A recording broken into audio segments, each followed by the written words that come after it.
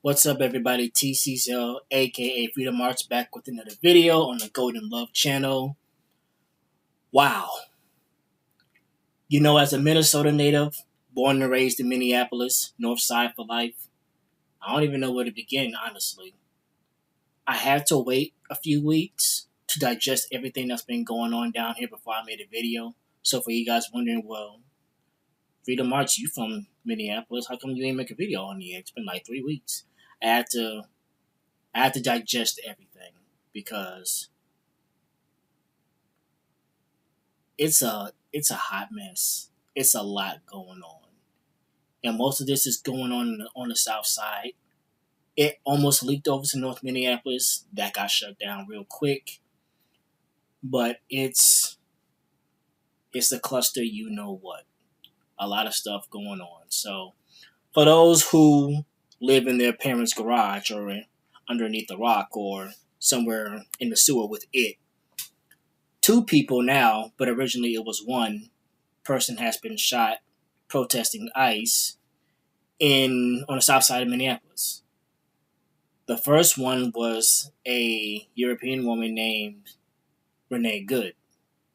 She was killed, I think it was on the 7th of January. I don't remember the exact date, but it was early into the year. Actually, let me double check that just to make sure.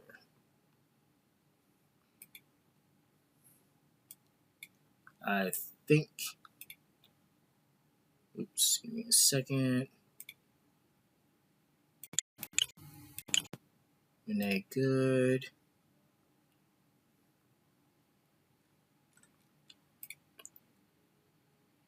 If I can find it. Yep, it was January 7th. I thought so.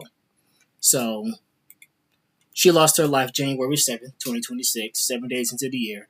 There are already ICE protests going on in Minneapolis because of all of at least Trump's excuse was all of the fraud going on in the Somali community. Whether that was or wasn't happening, which it was, they're not the only ones doing fraud, if we're being real. I'm not saying that makes it okay. It's still wrong. You definitely shouldn't be playing with money, especially pertaining to children. Like fake daycares, that's not cool. I don't support that one bit. For all the trolls who want to come here, I don't support anybody, Somalian, white, black, anything, doing any kind of fraud. But I'm just saying, factually speaking, they're not the only ones doing it. But it still doesn't make it okay that it's being done. But legit or illegit or illegitimate, that's Trump's bargaining chip to have ICE in Minneapolis and the whole state of Minnesota, from what I can recall. And they've been here since November or December, something like that. Excuse me.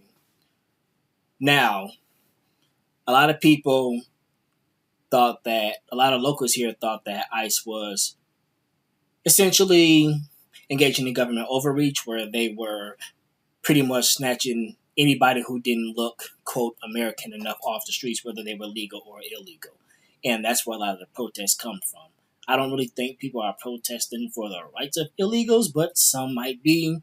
Whether you think that's good or not, I'm going to leave that to your discernment. That's not the argument I'm attempting to make today. That's not my argument at all. So, it's relevant, but it's not relevant to the point I'm attempting to convey. Because we have a much, much more important issue to discuss, especially for those who are actually bothered by what they saw, by the two killings, and people who actually want a realistic, logistically sound solution. Because Black Americans, we've been talking about this crap for 500 years. And in all honesty, this never should have happened. It shouldn't have happened in the first place. There shouldn't have been a foundation for government overreach to even have that much confidence to murder an American citizen, a white one at that, 2 of them, in cold blood. Within, 2 weeks of each other? 2.5 weeks? 3 weeks of each other? We're going to get back to that, though. But that's essentially that's the crux of this video. It's very important. So, you may not agree with my logic or my rhetoric, especially if you're not Negro.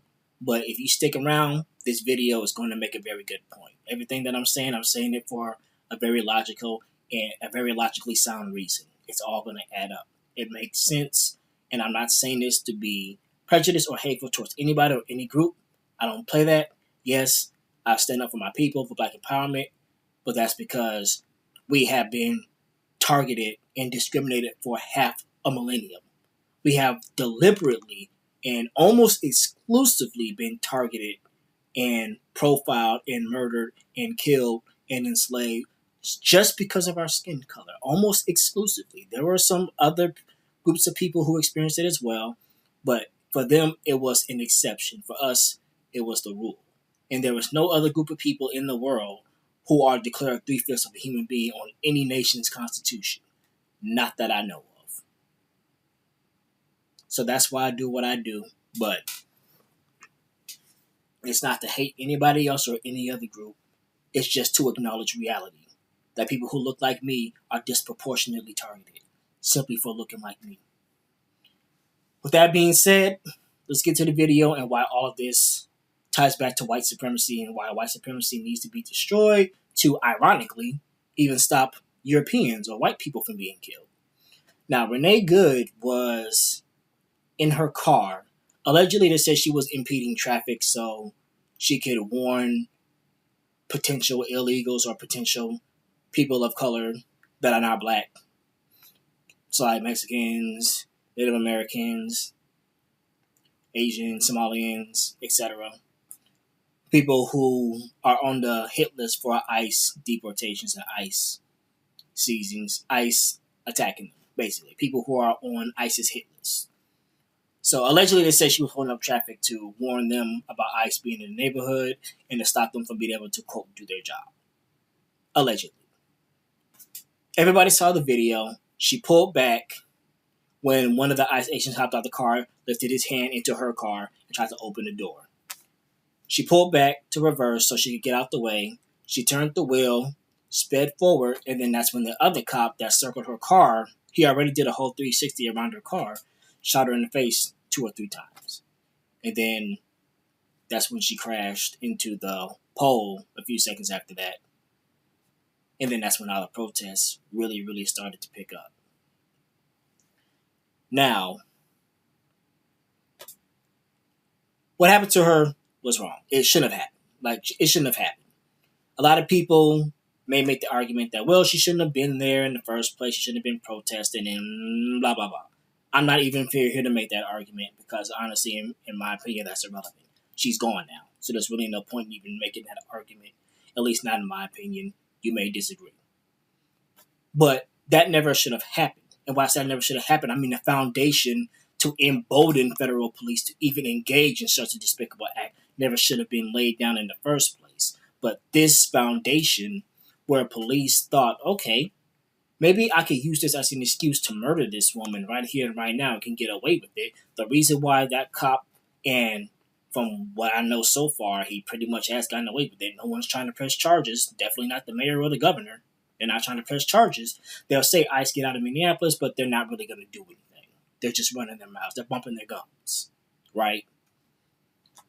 If they really wanted to do something, they would be pressing charges against the cops who murdered Renee Good and the other gentleman that I'm going to get to in a little bit.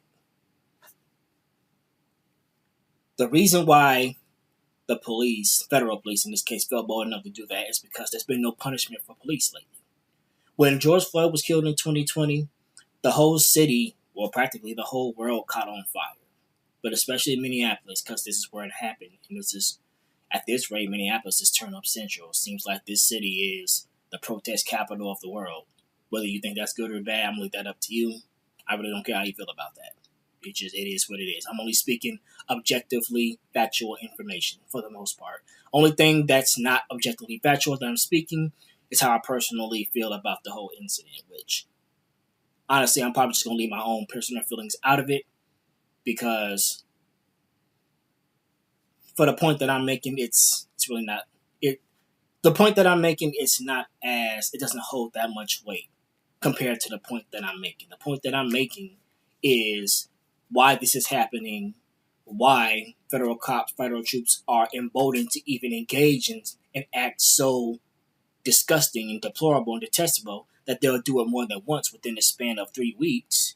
And most importantly, how to prevent this from ever happening again. Because unfortunately, this is one of those things where you can't really do anything after it happens. You need to be proactive with things with police brutality. You have to be proactive with it, not reactive. That's why even though people turned up when George Floyd passed away, when it was publicly lynched by a racist cop, yeah, some things did change, but none of it brought him back. And that's unfortunate because he's already gone. Because what happened to him was something that was supposed to be prevented. It wasn't something that you do afterwards. It's something that needs to be prevented. Otherwise, it's going to keep happening, which is what happened. Before George Floyd, it was Philando Castile. Before Philando Castile, it was Jamar Clark. And the list goes on and on and on. And it keeps going. And the only noticeable thing I really did see is police brutality has a little bit slowed down since George Floyd, but it's a shame that you have to burn the city down just for police to stop killing innocent people. Yeah, there are some people who are criminals and they need to be dealt with accordingly, but you look at the cup food footage, you look at the body cam footage, you look at the recorded footage from that poor little high school girl who had to see George Floyd get lynched in 4K in a slow 10-minute asphyxiation process. That had nothing to do with drugs, by the way. For the meth heads who want to say that bullcrap. There is no evidence to suggest that he was a threat to Derek Chauvin. None. And honestly, all they had to do, even if he was, it was 4 cops there. 3 pinning him down, 1 acting as a guard dog, like they're in a mafia or something. All they had to do was throw him in the back of the squad car and drive him downtown. Problem solved. They didn't have to sit there for 10, 11, 12, 15, 20 minutes, however long it was, strangling that man to death. Nevertheless, I'm digressing. After Renee Good lost her life, another man lost his life a few days ago. His name, excuse me, give me a second. Between work, school, and all this crap that's going on, y'all, it's a lot to keep up with. Alex Pretty. I was sure that was his name, but I figured that was his name, but I just wanted to make sure before I mispronounced it. So Alex Pretty, that's the young man that lost his life a few days ago. Why does this keep happening? Why is this happening? 2 words. White supremacy. That's why this is happening. Now, before you log off and say, oh, I'm just some black radical, I'm some black identity extremist, I want to make everything about race. You look at this picture right here and tell me this isn't about race. A white male posted this, by the way. A white supremacist male posted this on Twitter, clearly mocking the death of George Floyd. Now, what does George Floyd have to do with any of this? He's a black male and she is a white female. As opposite as you can get. Yet the racist white supremacists are making a point here. Anyone that defies what they believe is their system can get it. Black males, black females, white females, they don't care who you are or what you look like if you're disobeying their system. And the system is white supremacy. Meaning if you're doing anything, and then there's even some rumors of people, racist white guys celebrating Renee Good's death because she allegedly had like a mixed baby or something stupid like that. We're not even going to get into that. I can't validate that. But if it is true, again, white supremacists see things in a lens of us versus them. Us as in the system and the status quo being white hegemony versus anyone who gets in the way. Black people in general, black Americans in specific, we just happen to be the biggest threat because as a group, not all of us, but as a group, we have consistently been fighting the system for 500 years. And we're really the only ones who have been doing it. We've been doing it alone. There are individuals from other ethnic groups, other groups of people. Yeah, you have white people, Asian people, Latino people who have been fighting white supremacy as well. But unfortunately, as much as this may hurt to hear, truthfully speaking, they are in the minority. As Black Americans, we are in the majority when it comes to fighting this wicked racist system because it has been primarily disproportionately targeting us. From the bombing of Black Wall Street, the destruction of Rosewood, Wilmington, Seneca Village, slavery, Jim Crow, the Devil's Punch Bowl, crack cocaine being put into our communities, everything. They have been specifically or almost exclusively targeting us. And they've been using this system to do it to us. And this system primarily uses violence to enforce its will upon Black Americans. Anybody, but I'm saying specifically Black Americans right now because I'm making a point here. So when violence is being enforced on us for half a millennium, and Black Americans are saying, hey, everybody who's not Black, Asian, white, Latino, Arab, this system is wicked, it's evil. We need to band together to destroy it because if you don't destroy it while it's targeting us, eventually that beast is going to turn on you. And it's going to start targeting you and people who look like you, or people, at the very least, people who are not traditionally Negro. And that's what we're beginning to see. Now this system isn't just targeting Black people, it's targeting anybody who it deems a threat or anyone who gets in its way, especially under this Trump administration. And Black Americans, we've been saying this for forever. This system eventually is going to come after everybody if y'all do not band together with us to stop it before it gets to that point. And at this point, we're already in the Fourth Reich. I mean, Donald Trump might as well call himself Adolf Hitler II, or the third, or the fourth, to match his Reich level. Because this is ridiculous how many people are losing their lives over protest.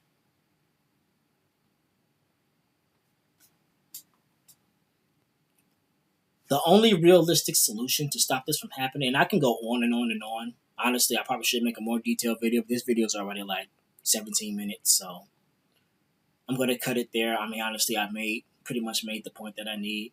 I'm going to throw some more images up as well so you can see, just in case if you thought I'm making this about race for no reason.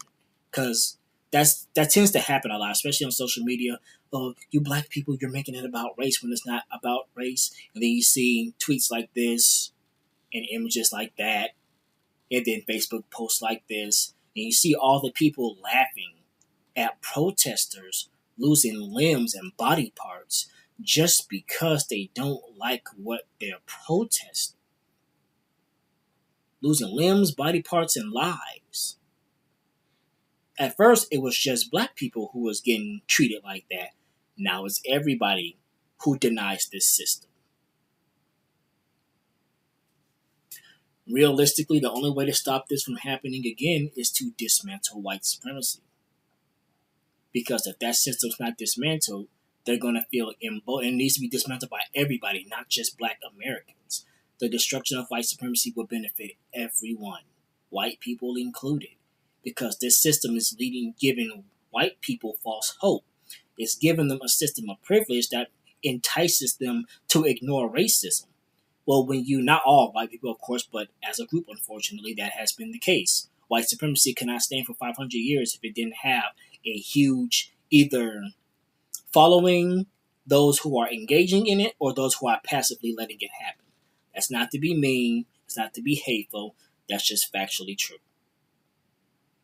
But if everyone, Black, white, Asian, Arab, Latino, came together to destroy this wicked system, we wouldn't be having these problems. At the very least, to fight the system and make it clear you're not going to kill anybody with impunity, whether they're Black, whether they're white, whatever they look like. But for those who are wondering, why is this happening? Why does it keep happening? Is it going to keep happening? This is why. That's why. And yes, it is. Until white supremacy has to give up its power, until it's made clear, everybody demonstrates that you are not going to kill anyone, no matter how they look like, with impunity, just because you disagree with their political beliefs. Until that happens, until there is punishment for white supremacy, this is going to keep happening. And on the news in another few weeks, there may be another one, and another one, and another one. I don't wish that fate. I don't hope for it. I don't encourage it. But that's what's going to happen so long as this wicked system feels emboldened to kill people with impunity. And it has been emboldened to kill people with impunity because primarily it's only been one group of people that have been affected by it. And that's people who look like me. So there's been protests all over the city. It's probably going to keep going for a while. Who knows how long it's going to last? I know one thing. As a North Sider, I'm going to protect my community. Black Americans obviously can't be deported, so ICE has no business even looking at us funny. But sometimes things do leak into different communities. Sometimes protests leak into different communities. Like there was some protests for like 24 hours that happened in North Minneapolis, and ICE, they left as soon as they came. So, there's that. But I'm definitely going to make sure that my community is safe because no one else has ever looked out for our community but us. And that's unfortunate, but again, that's reality. So, in a nutshell, it's a lot going on in the city right now. It may cool down. It may turn into a cold war. It may turn into a hot war. I guess we'll have to see. I'll keep you guys updated. 2026 is going to be a crazy year, I'm going to have a good year regardless, but I also call out evil where I see it, Whether you agree or disagree with the ICE raises, that's up to you, That's up to you. But it's really not cool to laugh and mock people who were murdered in cold blood. That I can't support. And if you do, unless if the person who's being murdered is Adolf Hitler himself, or some rapist or mass serial killer or murderer, I'm gonna leave that to your discretion. Nevertheless, the only logistically sound solution to this is one. Unfortunately, you can't bring the dead from the back. You have to move forward.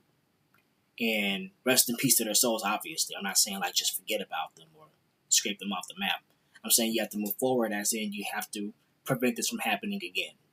You have to stop the next Renee Good or Alex Petty from being killed before it happens. Because once they get killed, it's too late. And the only way to do that is to punish white supremacy. You have to punish the system. Make it clear that no matter who law enforcement kills, whether they be local or federal, if they think they can murder people with impunity just because they don't like the fact that they're protesting, there will be heavy, severe consequences. If there's no consequences, which there for the most part hasn't been for hundreds of years, it's going to embolden the system to murder anyone they want to, no matter how they look like, whenever they want to. So, I don't just talk about the problem. I don't just whine and complain online. I actually talk about solutions. And realistically, that's the only one. Thanks for joining in today, guys. Had to give y'all this update from a real Minnesotan. It's a lot going on. Seeing it with your own two eyes is way different from what's on the media. And another thing, try to find people who are actually in Minnesota when you're looking for information on this. Because a lot of people online be capping. They not speaking any truth. They just running. They take a picture or a headline and then they'll run with it. And it'd be completely inaccurate. Or they'll take pictures from 6 years ago when the George Floyd thing happened and say, oh, this is what people are doing during Renee Good's protest. See, they're not peacefully protesting. They're burning the city down. They're attacking ICE, blah, blah, blah. Make sure you get your information from primary sources, fact check them, and it's even better if you can get them from sources that are actually up here in Minneapolis, like I am. Because I'm seeing it with my own two eyes, so I actually know what's going on. But anyway, thanks for joining, guys. I know, especially for non-Negroes here, it was probably a very, very, very tough listen. Don't worry, if you will get used to it, you'll get tougher, you'll get some thicker skin. This is the world, unfortunately, that we live in. And it's not going to get better if we're not honest with what the problem is. And if we're not honest with what the problem is, we can't find an honest solution.